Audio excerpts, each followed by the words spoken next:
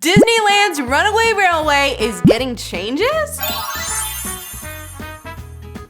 Welcome back, friends, to Get Behind the Castle. Thank you so much for joining us. We've got some really exciting things to talk about today. Mickey and Minnie's Runaway Railway in Disneyland just announced some major changes. We've also finally got some first looks at what it's actually like on the Star Wars Galactic Star Cruiser, as well as new merch and special things to look for in the park. All right, friends, let's get started. And while we're at it, be sure to subscribe so that you do not miss any Disney moves. So Mickey and Minnie's Runaway Railway is no stranger to those in Florida. This has actually already been open at Disney's Hollywood Studios. However, it is coming to Disneyland as a new ride in Toontown in 2023. Now, you can actually watch a ride point of view on this pretty easily on YouTube. However, it might not be the exact same experience you're actually going to have in California. In fact, President Ken Potrock has explicitly stated that Mickey and Minnie's Runaway Railway, for the rest of this video, going to be referred to as Runaway Railway because, oh my gosh, the name is so long, is going to have, quote, some enhancements that Florida does not have, which is really exciting and in some ways hard to picture because the ride is already done so well in Florida. However, I think one of the biggest reasons for this is the fact that when this ride was made in Florida, they were just using a pre-existing building. They did not already create a building just for this ride. They kind of just repurposed an existing one. And over in California, they are actually creating a whole building just explicitly for this ride. Personally, I think we might see changes either with the fact that in the story of the ride, it starts out that Goofy's taking you on a tour throughout the park in his train, but then you get disconnected. Oh no! Just like in the old Disney cartoons, and you kind of are wayward throughout the rest of the ride and experience. So I can definitely picture them putting some park-specific elements in there that are, of course, obviously very unique than the parks that they have in Florida, because Disneyland is its own thing with its own feel. So I could definitely see them having fun with the California park elements to it. There is also a portion of the ride kind of toward the middle that is very projection heavy. Now, a lot of the ride takes place throughout screens, so I don't see them changing that all completely or anything, but there is a middle part of the ride relies pretty heavily on those screens, so I could definitely see them actually making those practical rooms because they just have more space. All that to say though, I think it's gonna be really fun regardless, and I don't think we need to worry about it losing its charm and being completely different. So I'm really excited to see us get our own take and spin on things, because usually when rides have their own little differences, they're both great. Beep beep, all aboard! Guys, reviews are finally out for Galactic Star Cruiser, and I don't know about you, but I've been watching these like a hawk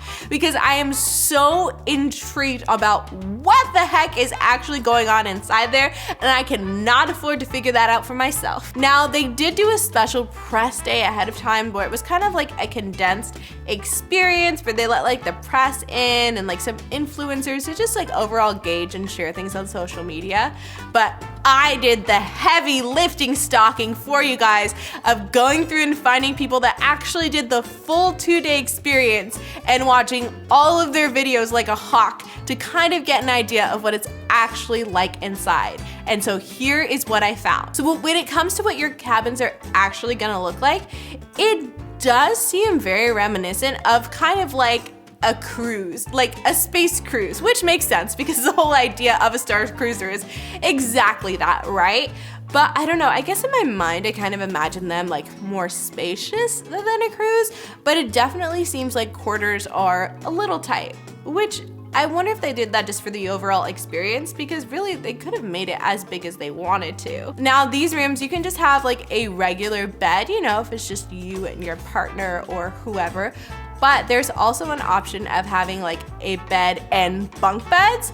And these bunk beds are pretty huge. I actually saw a lot of adults on TikTok that slept in the bunk beds. And it definitely seemed big enough, at least for one adult. But it definitely did give, again, that special kind of galactic inspired experience. It does look very Star Warsy, if you will. But I would say overall, the most special part of this room is your window or port if you will. I think that's the right term. And this actually is going to look out for your entire journey. It's very interactive. It's constantly moving as you go across, so there's different things you can see throughout. Like sometimes you can even see it like jump if you're going into like light speed, which is really cool. Now I will say the number one thing that I was kind of disappointed with, just overall in the rooms, was the bathroom. I'm a big bathroom gal. I don't know, I like it when there's like a cool bathroom, and I was kind of expecting there to be some like really fun Star Wars elements inside your bathroom. And now, while things are themed, like they call your hair dryer a different name and stuff like that, but it's still like a hair dryer. I expected like some cool kind of space shower, but it's just like a waterfall shower, which is cool, you know. And I think my biggest qualm with the bathroom is that usually, especially when you go on an expensive vacation, it's kind of fun to like take your shampoo and conditioner and soaps home after, you know, so then it's like when you're feeling bougie, you can like use a little bit and be like, yeah, I remember when I went there. This, however, you cannot take yours home because they're attached to the wall. I will say though, it is attached in kind of like a droid inspired dispenser, which is cool and adding to the theming. Now, if you're a foodie like me, you will appreciate getting down to what exactly the food looks like on the ship. Now, from what I've seen, it looks like they almost have a kind of like elevated aspect to a lot of foods that they're giving you, which again is really fun, and for the price, I feel like to be expected when it comes to things like dinner. I will say though, it was really fun to see all these different foods come into effect. It looked like they gave them to you with a lot of variety for you to try it yourself as well. They came in like little bento boxes that had like little different containers with all these different things for you to try. Again, you've got like some noodles and a bunch of fun stuff, and it looks really like spacey and cool, which is fun. The biggest thing I would say, apologies to those who are watching this who are not over 21, but the coolest part, I think personally, of what there was to eat were the cocktails. They had some really awesome looking cocktails. I think like every single picture of a cocktail, I was like, I would definitely drink that. And I think just like with the food, whatever like different area you were exploring on your journey or like planet you were visiting, they had inspired cocktails uniquely for that, which I think is really, really cool. The food aspect that I think that kids will absolutely enjoy is the fact that they have blue and green milk dispensers, but that's definitely, again, something I feel like kids would get a kick out of, and it's a really good way to help them get their calcium. Another thing that I think is very kid friendly is the breakfast option.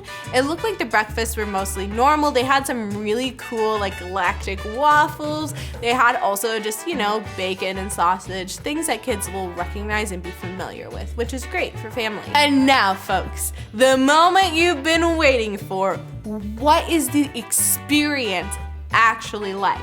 So here's what I could figure out just from watching videos on social media. It looks like everyone gets their own unique data band to swipe throughout the experience. You even use this when you're like going off to your little Batuu expedition, like you swipe it before you exit the doors to go on. It's a way to control things in your room as well, and a lot of other fun things. Not only that, but there's actually an app on your phone that you download immediately when you arrive that kind of works as like your itinerary and helps you kind of keep track of everything that's going on. Now, back to like what these actual performances and experiences are like. Now, I feel like they really host that you're a part of the story and like doing stuff, but I feel like from a lot of things that I saw on social media, like the main stories, like there's this giant like Rey and Kylo Ren fight, and the fight kind of happens like up on a stage. There is a part where like Kylo Ren threatens to like drop a chandelier on the people in the audience. I'm a very fan of the opera. Other than that like impending doom of like, oh no, will or won't the chandelier fall on us? It doesn't really seem like you get to take an active role in that major storyline. It is like happening around you, but not to you. You know what I mean? Like you are not the one fighting Kylo Ren, which is kind of a bummer, but I guess I do understand, like you don't want people just like straight up fighting your cast members. Like I can see that going south very quickly. You can, however, take lightsaber classes. There's even a dance class that I saw, which is so funny to me. Plus, when you go to like all those different restaurants and things along the Star Cruiser, they usually have like some kind of performer, whether they be singing or doing something else, just to again add to that like atmosphere and experience. experience. Now again, back to the smartphone app. So you use this to not only keep track of your schedule, but you actually receive missions and you can actually communicate with characters using your phone kind of as like a translator, if you will, because you know, there might be a language barrier from those other aliens that you may encounter. All in all, I will say, at least from social media, it does look really fun, and I feel like a lot of the reviews are great. It's hard to know because a lot of those people, I'm sure, that are the first people to write it are the people that really want to be good and be successful. I will say one of the criticisms that I 100% believe that I saw was the fact that this can be really difficult for families with young children because the schedule is almost non-stop. Like, you're always moving and doing stuff to do, which is really great, especially if you're young and you want to like be out and doing stuff the entire time, and your room is pretty small, so I'm sure you don't want to be spending a lot of time there. However, kids need breaks. They need to rest. Like, some of them need naps throughout the day, and unfortunately it seems like the way it's set up that may cause you to miss elements of the story. I saw a suggestion that maybe there should be like a more direct track that families can choose, or like if you miss something at one part, like maybe there's an option for you to like make it up later by some other experience, you know? Like adding some different tracks for different people who have like different ideas of what fun is, and I think that that is really fair and really valid. Now that we've talked about the fun things on the Galactic Star Cruisers, it's now time to talk about the scum and villainy of the Galactic Star Cruiser. What am I talking about? I'm talking about scalpers. Like, dudes, this thing has only been open for a week and there's already people scalping things that they bought on eBay for excessive prices. For example, there's this Droid Depot SK620 remote control droid currently on sale for $900. And it looks really cool. And at first I was like, well, this looks like a very expensive thing. And then I found out how much it actually costs on the Galactic Star Cruiser, which was $100. That's an $800 mock-up. And I get, yes, you maybe had to spend like $5,000 to be on this experience. However, an $800 mock-up is a bit expensive. They also have an exclusive lightsaber hilt, which you can only get through the experience, on sale for $1,200. Like, that's practically like half the price of the trip for some people, like depending on if you're just a singular person. That's insane. Now, I get this experience is so expensive, and for some people, maybe the only way they'll get to access these things are from buying it from people who want to put it on eBay. All that being said, no judgment if you do end up buying these things. Like, I understand, especially if you're a Star Wars fan and want to have at least one tiny little bit of the experience. Like, the buyers are not the bad guys here. It's the people who are inflating the prices that are. Stanley! That's right, Stanley, even in the afterlife, is making an appearance at the Marvel Campus at California Adventure. This is something that is so sweet. And fun fact, if you didn't know, I feel like everybody already knows this though, that in every Marvel movie up until he passed, whether it be Disney, whether it be Fox, whoever, Stan Lee would always make a cameo in the background. It was genuinely one of my favorite parts of watching Marvel movies. It was just like finding Stan Lee and like pointing him out. We even have a tradition in my house where whenever we see Stan Lee on a screen in a Marvel movie, we go, Stan Lee! But it's really sweet to see that that tradition is still being honored on the Marvel campus with this brand new plaque. Plaque reads, "We dedicate Avengers Campus to the incomparable Stan Lee," and then is also followed by a Stan Lee quote, "That person who helps others simply because it should or must be done, and because it is the right thing to do, is indeed, without a doubt, a real superhero." Which is just so sweet. I don't know, the like selfish part of me kind of wishes that they had done like a whole dedication ceremony to Stan Lee, like specifically when they made the plaque, but I do also like the like gentleness of kind of quietly doing it as well. The plaque wraps up by saying, "Thank you, Stan, for inspiring the hero within each of us. You have made all of us true believers." Speaking of movies, we're getting a new Haunted Mansion movie. I am so excited about this. And if you love the ride, you should also be excited about this. Okay, confession time. One of my movie guilty pleasures is I actually really liked the Eddie Murphy like Haunted Mansion movie. I eat that up. Like, I watch it like probably once every Halloween season. Like, I just love it. I wish it was longer. It got very bad, like, critical reviews, but I wish that movie was like a TV show and I would just consume all of it. The Haunted Mansion, like, it just looks so cool, like, when they're going through and, like, all the different elements to it. And it's like, oh no, this is creepy. There's secret passageways, Latin zombies coming to life. Like, it's great. It is great. I want more Haunted Mansion content, and I am getting it. Gorgeous, gorgeous girls like Haunted Mansion ghosts. And they even give us like a little insight to what this movie is gonna be about. Haddish supposedly plays a psychic hired to commune with the dead, while Stanfield will play a widower who once believed in the supernatural, but now is a rather lifeless tour guide in New Orleans' French Quarter.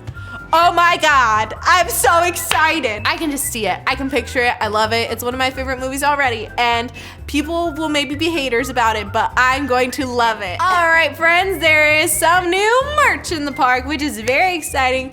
We've got a lot of mugs right now, so if you're a mug person, this new launch is for you. We've got this Stormtrooper mug coming in at $14.99. So this is located at World of Disney in downtown Disney District, which means, again, you do not need a ticket to purchase this, which is great. So this mug has a bunch of like different colorful depictions of Stormtrooper helmets, and the interior of it is black, which is really nice, again, because if you're one of those people that like kind of lets their coffee sit a little bit, this will not give you coffee stains. Next up is this bell mug for $19.99. This can also be found at World of Disney in the downtown Disney District. This again has that very similar style where it's like different artistic depictions of Belle. These have a lot more varying depictions though, I will say, than the Stormtrooper mug. I don't know if I like all these depictions, but I think it's really cool. I do really like how it's like pink, kind of reminiscent of Chip. Like, I think that is a really fun idea. Next up is this Beast mug and spoon. This is priced at $19.99. The Beast looks really great on this mug. I do think the spoon is just like such a deep cut for like the decoration of the spoon. It just has like two little birds on it, which I think is a reference to the song like There Must Be Something There That Wasn't There Before. There's like a part when like he has like the birds on him and Belle's like, oh, he's nice. Like, I think that's what it's in reference to, but again, such a deep cut into the movie. But you can never go wrong with a good mug with a spoon. Now, this next one I think makes a lot more sense, and it is an Ariel mug with a spoon, but it is made to actually look like a fork, which is so cute. Like, I love this one. And they even did the handle to also look like a fork. So cute. I think this is my favorite of all the mugs. Personally, if I were going to be spending money on just one of them, this would be the one that I would buy. This final merch item I think is absolutely perfect if you're planning on making a Disney excursion just for spring break. I think this is like the perfect souvenir. It is a shirt that says Spring Break 2020 that has Mickey on it, and it's so cute. Like, I love the writing of it. It's very like boardwalk t-shirt, like, you know those shirts they like do for you with like spray paint right on the boardwalk. This is very like reminiscent of like an elevated Disney version of that, and I love it. Also, I would be absolutely remiss if I did not talk about the fact that for the first time ever in park history, when you walk in, the flower bed is not Mickey Mouse, it's Minnie Mouse to celebrate Women's History Month. How exciting! Get it, girl? I'm so excited for you. Now, I'm a Toontown girl. I love Toontown, and I want to make sure that this special detail gets all the use out of it that it can before its gates close for 2022 and it gets its complete makeover into Centennial Park. Now, when you're in Toontown, there's like a fountain with different like musical instruments going on, but I'm not sure if you've ever paid attention to the fact that they have these manhole covers throughout Toontown, and those manhole covers actually have instruments on them if you look really quickly. And if you step on them, it makes the corresponding instrument sound over by the fountain, which is so cool. You can have your very own symphony just by running back and forth and stepping on all the different manhole covers. Again, make sure you've experienced that now before they close their doors for 2023. First look at Guardians of the Galaxy Cosmic Rewind. I don't know about you, but I absolutely lost my mind when I saw this come on my For You page on TikTok. We are getting a first look at Guardians of the Galaxy Cosmic Rewind, and it looks so freaking good. This is great if you're someone like me who loves Guardians of the Galaxy, but you just cannot do Tower of Terror. Something that is so cool about this too is the fact that in the video you actually see like the pods can move themselves to kind of direct you to look at different aspects throughout the experience. So you see kind of like this mechanism where it's almost like it flows so well. It's almost like a free-flowing kind of pod that like points you in one direction, then the other direction, then backwards, so you don't miss an aspect of the story.